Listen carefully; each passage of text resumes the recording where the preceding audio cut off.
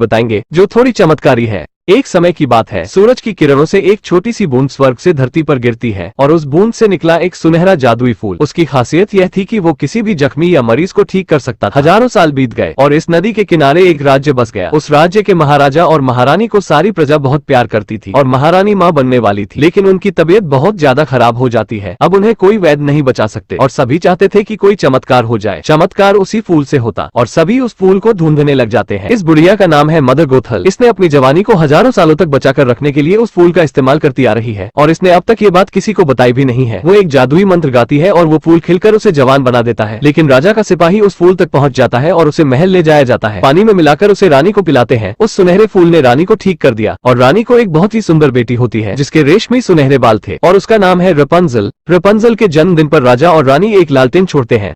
वो दोनों बहुत खुश थे, लेकिन रात के समय में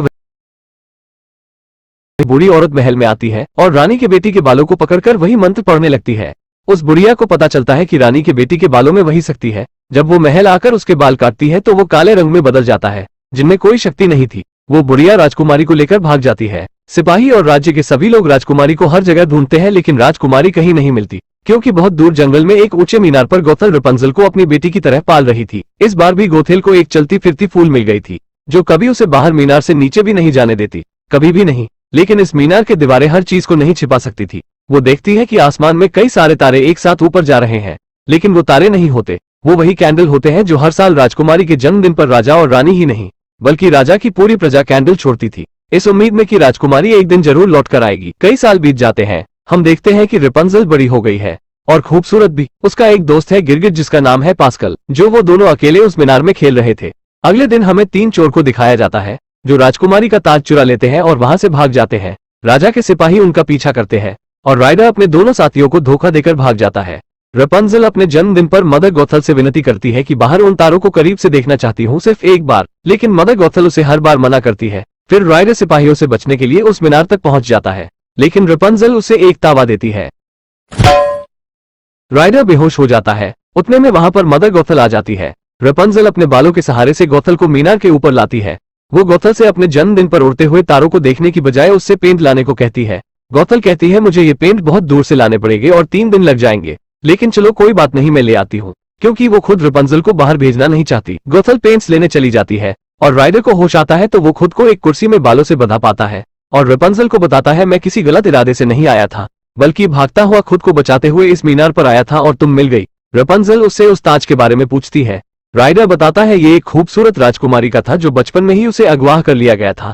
फिर रपुंज़ल राइडर से सौदा करती है कि राइडर उसे उड़ते हुए तारों को करीब से दिखाकर वापस मीनार में सही सलामत लाए तो उसे राजकुमारी का ताज वापस दे दिया जाएगा। राइडर कहता है ठीक है, सौदा पक्का हुआ, और रपुंज़ल राइडर पर भरोसा करके उसके साथ चली जाती है। पहली बार वो आजादी पाकर और दुनियावी चीजों को देखकर बहुत खुश होती है। दूसरी तरफ गोथल सिपाही का घोड़ा जंगल में देखती है तो उसे फौरन रपुंज़ल का ख्याल आता है। वो वापस मीनार की तरफ भागती है और रपुंज़ल को आवाज देती है, लेकिन रपुंज़ल का कोई जवाब नहीं मिलता। वो मीनार के दरवाजे को खोलने लगती है, लेकिन मीनार में रपुंज़ल नहीं होती। यहाँ राइडर और रपुंज़ल इस बार में आते हैं। राइडर रपुंज़ल को इतने बड़े और अजीब किस्म के लोगों को दिखाकर डराना चाहता था। वो चाहता था कि ऐसे लोगों को देखकर डर जाएगी और वापस चलने को कहेगी, लेकिन यहाँ राइडर खुद ही फंस जाता है, क्योंकि इसके वांटेड के पोस्टर हर जगह लगे थे। कोई भी राइडर को पकड़कर राजा के सिपाही के हवाले करेगा उसे बड़ा इनाम दिया जाएगा। लालच में राइडर को पकड़ लेते हैं और उनमें से एक आदमी सिपाही को सूचित करने चला जाता है, लेकिन रपुंज़ल उन भयानक दिखने वाले आदमियों से कहती है, मैं तो बस इस लड़के के साथ अपना सपना पूरा करने चली, ये लड़का मेरे सपने को पूरा करवा सकता है, इसे सिपाहियों के हवाले अभी मत करो। तुम सबको थोड़ा सा भी एहसास है कि जब कोई सपना पूरा होता है तो कैसा लगता है? क्या तुम लोगों का कोई सपना नहीं है? सभी भावनात्मक हो जाते हैं और सब रपुंज़ल के दोस्त बन जाते हैं और अपने अपने सपनों को गाते हुए बताते हैं, लेकिन तभी वहाँ राजा के सिपाही आ जाते हैं राइडर को गिरफ्तार करने, और बार का एक आदमी खुफिया दरवाजे से रपुंज़ल को अपना सपना पूरा करने के लिए दोनों को वहां से निकाल देता है। जब सिपाहियों को राइडर वहां नहीं मिलता तो एक राजा का बुद्धिमान घोड़ा उस खुफिया दरवाजे का पता लगा लेता है और सभी सिपाही उनके पीछे जाते हैं। वो दोनों वहां से खुद को बचाकर निकल जाते हैं, लेकिन पानी का बांध टूट जाता है और ये दोनों एक छोटे गुफा में आ जाते हैं और एक बड़े पत्थर से गुफा बंद हो जाता है और धीरे धीरे वो गुफा भी पानी से डूबने लगता है। अगर वो दोनों इस गुफा से बाहर नहीं निकले तो डूबकर मर जाएंगे। रपुंज़ल राइडर से माफी मांगती है कि शायद उसकी वजह से राइडर यहाँ फंसा। फिर वो दोनों एक दूसरे को अपनी असली पहचान बताते हैं। राइडर उसे अपना असली नाम यूजीन बताता है और रपुंज़ल बताती है कि मेरे बालों में शक्ति है।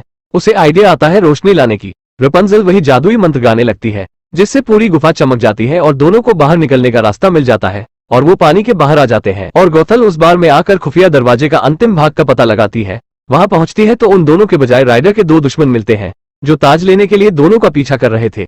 गौथल उन्हें ताज के साथ और लालच देती है कि इससे भी कीमती चीज है मेरे पास। राइडर का हाथ कट गया था और रेपंजल बालों को लपेटकर मंत्र पढ़ती है जिससे उसका हाथ बिल्कुल ठीक हो जाता है। ये देखकर राइडर डर जाता है कि ये कोई चुड़ैल तो नहीं, ये मूवी का नहीं मेरा डायलॉग था। रेपंजल बताती है कि मेरे बालों में ऐसी शक्ति है कि किसी भी मरीज को ठीक कर सकता है। रेपंजल बताती है कि बचपन में मेरे बाल को किसी ने काटने की कोशिश की थी और बाल कटने के बाद वो काले रंग में बदल जाते हैं जिनमें कोई शक्ति नहीं होती, इसीलिए मेरी माँ कभी मीनार से मुझे नीचे उतरने नहीं दी। फिर यूजीन लकड़ी लेने चला जाता है और यूजीन के जाने के बाद गौथल वहां आ जाती है और रेपंजल से मिलकर उसे फिर से मीनार में चलने के लिए कहती है, लेकिन वापस मीनार में रेपंजल नहीं जाना चाहती और बताती है राइडर शायद मुझे चाहता है। फिर गौथल उसे राजकुमारी का ताज देती है और कहती है तुम राइडर का इम्तिहान लो, वो तुम्हें इस ताज के लिए छोड़ देगा और फिर तुम्हें एहसास होगा कि तुम्हारी माँ सही थी। राजा का बुद्धिमान घोड़ा राइडर को पकड़ लेता है और घसीटते हुए ले जाता है। रेपंजल फौरन उसे रोकती है और कहती है आज मेरा जन्मदिन है, आज इसे ना पकड़ो। घोड़ा उसकी बात मान जाता है और राइडर घोड़े की दोस्ती हो जाती है। रेपंजल उस राज्य में आकर बहुत खुश होती है और रात के समय वही लालटेन के आसमानों में जाने का इंतजार करती है जो उसका सपना था इन्हें करीब से देखना। राइडर वो ताज लेकर चला जाता है दोस्तों को देने ताकि उसके बाद वो उनका पीछा ना करे, लेकिन उसके हरामी दोस्त उसे पानी की छोटी जहाज पर बांध देते हैं और रेपंजल से कहते हैं राइडर वो राजकुमारी का ताज लेकर भाग गया और वो रेपंजल पर हमला करने वाले होते हैं कि गौथल उन्हें योजना के अनुसार पीटकर रेपंजल को बचा लेती है और उसे मीनार में लेकर चली जाती है। सिपाही देखते हैं कि नीचे कोई जहाज पर आया है, वो भी बंधा हुआ, और देखते हैं कि उसके हाथ में राजकुमारी का ताज भी है। वो राइडर को पकड़ लेते हैं और घोड़ा भी ये सब देख लेता है। राइडर के दोस्त भी जेल में बंद होते हैं। राइडर पूछता है कि रेपंजल कहाँ है। वो बताते हैं कि ये सब हमने उसकी माँ के कहने पर किया था।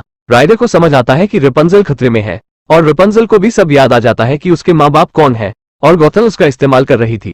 और जेल में राइडर को बचाने के लिए उसी बार के हटे कट्टे लोग उसे बचाने आ जाते हैं जिसमें घोड़ा भी शामिल होता है। राइडर मीनार के ऊपर पहुंच जाता है और देखता है कि रेपंजल बंधी हुई है और गौथल उसे चाकू से मार देती है। गौथल रेपंजल को जबरदस्ती ले जाने लगती है और रेपंजल गौथल से कहती है अगर तुम मुझे राइडर की जान बचाने दोगी तो मैं हमेशा के लिए तुम्हारे साथ रहने को तैयार हूँ।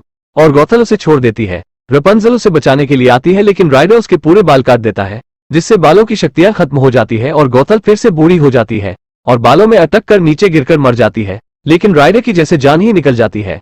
रेपंजल का एक आंसू उसके ऊपर गिरता है और फूल फिर से जाग उठता है। लौट आती है हजारों सालों की वो सारी शक्तियां और लौट आती है राइडर की जान उस आंसू के बदले, क्योंकि रेपंजल पूरी उस फूल की ही बनी हुई है। फिर रेपंजल जाती है उस महल में अपने माँ बाप से मिलने। वो रेपंजल को अपने गले से लगा लेते हैं और उसकी माँ यूजिन की तरफ हाथ बढ़ाती है। और इस मूवी में माँ बाप का खोया हुआ प्यार और चोर को किसी खजाने से कीमती लड़की का प्यार और एक गिरगिट और घोड़े की अच्छी दोस्ती के साथ ये मूवी खत्म होती है। वैसे आपका अच्छा दोस्त और सच्चा प्यार का क्या नाम है, कमेंट बॉक्स में जरूर बताना। इस वीडियो को बस एक लाइक कर दे। अगले संडे इससे अच्छी वीडियो आएगी तो सब्सक्राइब भी कर लीजिए।